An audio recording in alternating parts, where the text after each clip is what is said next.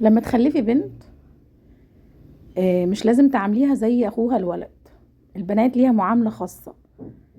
هقولك ليه في اخر الفيديو، يعني هقولك ليه لازم تعاملي بنتك معاملة غير ابنك. تمام؟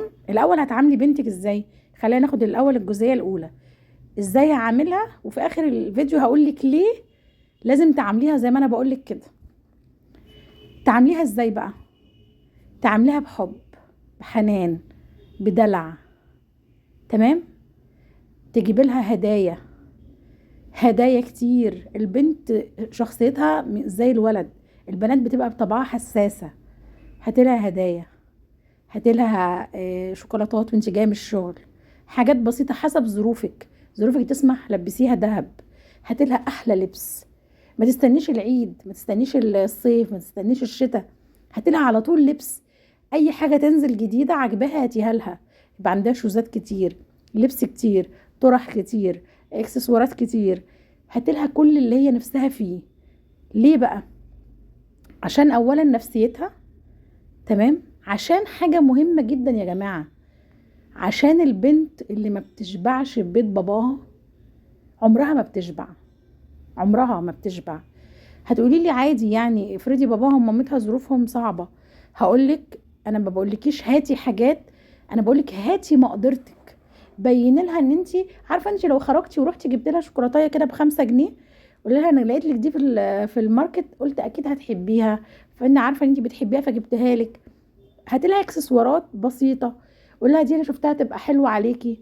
البنوته مرهفه الاحاسيس، مشاعرها رقيقه. تمام؟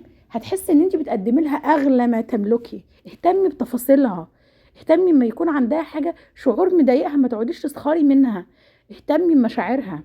البنت اللي ما تشبعش في بيت باباها اكل وشرب ولبس وحنان وحب بتفضل طول عمرها جعانه للحاجه اللي ناقصاها. مهما اتجوزت راجل غني، عمر الواحده ما هتتدلع زي ما كانت بتتدلع في بيت بابا. البنت اللي متدلعه في بيت باباها حتى لو الحياه كسرتها والظروف جت عليها بتبقى عندها مخزون حب بتطلع منه. لكن البنت الجعانه حب، الجعانه اكل، الجعانه لبس، دايما عينها في حاجه غيرها. يعني دايما نظرها يجيب مثلا سلفتها، ده عندها لبس احسن مني، ده عندها ذهب اكتر مني.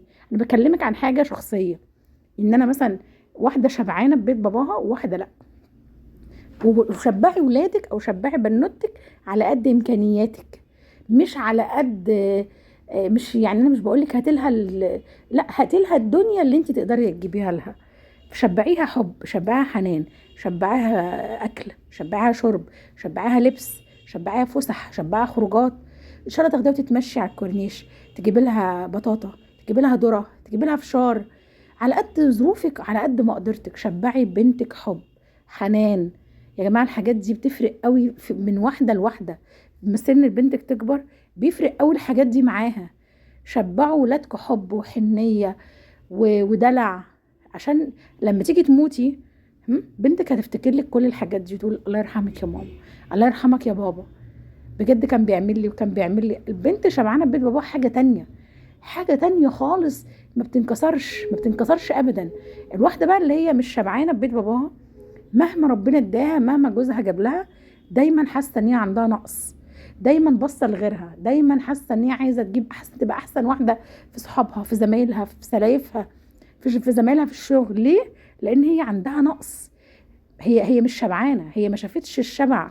فشبعوا ولادكم حب وحنان واكل وشرب وفلوس.